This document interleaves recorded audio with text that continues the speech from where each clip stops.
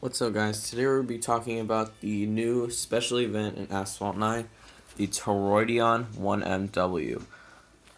This is essentially a high-end Class S car. I think it's maybe a try-on, but better top speed and better nitro. So this special event I have mixed opinions on, and I'm going to talk about it in today's video because a lot of the cars you need for this special event are kind of hard to get, and I'm going to go over all the cars and if they're worth getting. So please leave a like and subscribe on the video, and let's get right to it.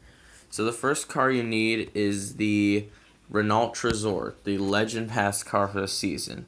So this car is a high-end D-class car. It's pretty good overall. Its top speed is kind of like a Janetta's. Its acceleration is 78. Its handling and nitro are both average. So overall, a very average car, but it is the Legend Pass car. So you will need to spend $10 to get this car. So the Toroidion 1MW special event is already locked behind a paywall for free-to-play players. So free-to-play players cannot even start this event. And I don't really like seeing that, honestly, because it's just not fun for them. And it's not their fault they don't want to spend money. I mean, I respect every free-to-play player out there. I am not a free-to-play player for sure. I have spent tons of money on the game, but I can at least play the event. But the next car you need is the Neo EP9. The Neo EP9 is one of the worst A-class cars in the entire game, and it recently just came out a couple days ago with the Legend Pass exclusive car hunt. And that car hunt sucks because the drop rates are absolute terrible. I played about 10 races this morning, and I only got one blueprint. So this car hunt is very, very tough because the Neo requires 60 rare blueprints to unlock the car. And that's not easy. I mean, without spending money, that's pretty hard. So far, I am at 15 out of 60 blueprints. I will probably have to spend money to get the car, which is going to suck, but hopefully my luck is good enough. But anyway, let's get to the next car, which is the Draco GTE. This car is kind of low-end B-class. It's kind of like the same stats as a 488 GTB. So you guys can probably get a great idea of how this car is. It's probably not going to be that great for multiplayer. It's probably not going to be good for anything except getting this toroidion 1MW. So not much to say about this car. I actually do enjoy driving it. There was a couple events out for it. You could drive it at Golden Max.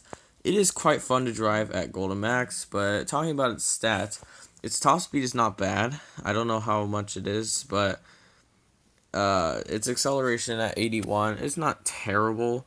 And its handling, though, is not that great. And its drifting as well is awful. So the handling and the drifting are definitely the worst stat of this car. And the nitro efficiency is actually not too bad at like 60. So overall, this car is just flat out decent. And that's not going to cut it in multiplayer.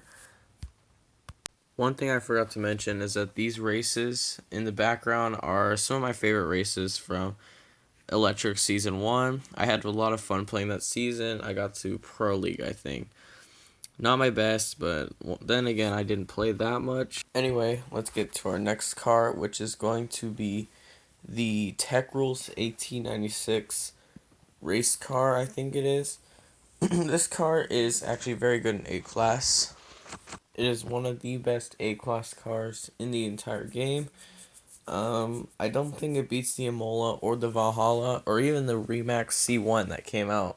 Well, I wasn't going to say last season, but the last part of Electric Season 1. But anyway, the Tech Rules has very good acceleration, mediocre top speed, and it's fairly agile, and also it has pretty good nitro efficiency. So that makes overall a good car. Our next car is one that most of you guys probably don't have.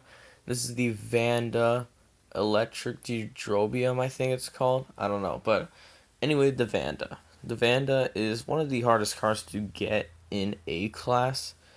It is very good, but it is hard to get. I don't see it too much in multiplayer. I do see some, don't get me wrong, but I think this car was released in was it a Drive Syndicate? I'm not sure, but this car was released in some event, and now it's kind of hard to get. You just gotta hope for opening up like premium packs or something to get blueprints for this car, because there is pretty much no way to get it right now. There might be like a car hunt coming out for it pretty soon, or maybe I don't know, something. But one thing I forgot to mention about the tech rules is I'm pretty worried for the tech rules because, as you guys know from past seasons, this car is a Grand Prix car.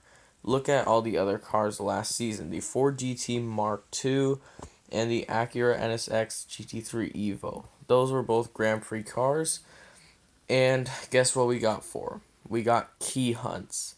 Key hunts are one of my least favorite things in the entire game, and the tech rules is a 6-star car. I could not even get the Acura in the key hunt. I got to 4 stars and about halfway to 5. But what I'm saying is that if the tech rules does come out as a key hunt, it is going to be very, very hard. Sadly, I ran out of Electric Season 1 races. I didn't record enough. But here's just some regular Gold League multiplayer. But anyway, moving on to our final car. This is the Razor Tachyon Speed. And this car is a 6-star S-Class car, but it is not that great. It is worse than the Lycan. So it is probably like in the middle of an Icona and an FXXK. I think it's better than the Icona because there is an event going on right now or the multiplayer trial series. You can drive this car at Golden Max. It's not bad. Its handling is definitely not that good. Its top speed is alright, but its acceleration is the worst in Class S, only being 77, even worse than the Centenarios. And its nitro efficiency is not all that great either. It is only like 55 or something like that. But this car will be needed to at least be 5-star, and it's probably going to come out in a Grand Prix. So expect to spend a lot of tokens if you want this car like effective for the special event. But now with all the cars out of the way, let's talk about first, is the toroidion 1MW worth all of this hard work? Yes, it is very much definitely worth it. It is, I believe, the 4th or 5th best car in the entire game. It is very good. I should be able to drive it when Electric Season 2 comes out for all the max free tries. I will make a video on the toroidion. I'll make a video on all the cars. But anyway, this video is coming to an end. But I do want to talk about first. I actually lied. I found one more Heatwave Electric Season race. Here it is right here. You can probably tell what my favorite car was the last part of the season. It was definitely the GT3 RS. Very easy to drive. Not that fast, but honestly very easy to drive. And had good stats all around except top speed. But, so the toroidion is worth it if you have the expenses. Don't like go steal your mom's credit card or anything to buy a bunch of stuff for the event. Like I said, you need 2 Legend Pass cars. That's already $20. The Vanda, that's probably impossible. You need, oh, I forgot, the Volkswagen Electric R is one more car you need. I mean, it's just pretty much a carryover from last season. But I guess I'll talk about it real quick. It is a high-end D-Class car, the only D-Class car that can go to 3,000 rank, or over 3,000 rank at Golden Max. Its Golden Max rank is 3,054. Its acceleration is very, very good, second best in the entire game. Its top speed is not that good, so that's why it is not going to be a new king, and its handling as well is not that great, and its drifting. Its nitro efficiency is pretty good, though. So, I hope you guys enjoyed the video. If you did, leave a like and subscribe, and comment down below if you are going for the toroidion. I personally am not going for it. I'm just going to go for the free rewards because I have the Legend Pass. I'm just going to try to go for the rewards and get as much as I can. I'll see you guys later. Goodbye.